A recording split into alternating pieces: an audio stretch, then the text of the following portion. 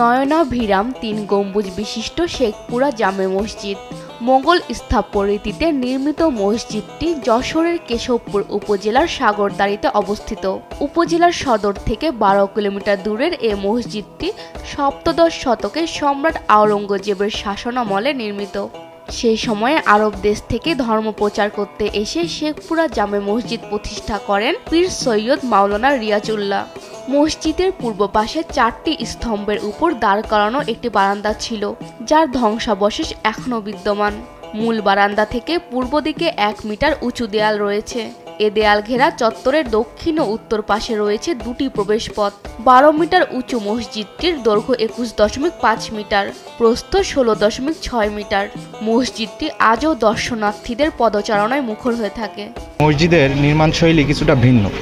বর্তমানে যেমন rod, cement ইত্যাদি দ্বারা নির্মাণ করা হয়, মসজিদটি সম্পূর্ণ ভিন্ন আঙ্গিকে তৈরি করা, চুন, সুরকি ইত্যাদি এবং পুরাতন যেসব নির্মাণ সামগ্রী সেগুলো দ্বারা তৈরি করা। এবং মসজিদের ভেতরে খুব একটা শান্তিময় স্থান, যেখানে গেলে আমরা একটি ঠান্ডা অনুভব করি। আমাদের ভেতরে অন্তরে একটি ঠান্ডা অনুভূতি আমরা পাই ভেতরে গেলে। এবং এই মসজিদে চারপাশ থেকে অনেক মুসল্লিরা আসে মসজিদে নামাজ পড়তে। তারা নামাজ আদায় করে এখানে নিয়মিত, এবং দূর দূরান্ত থেকে লোক আসে এখানে ছবি তোলে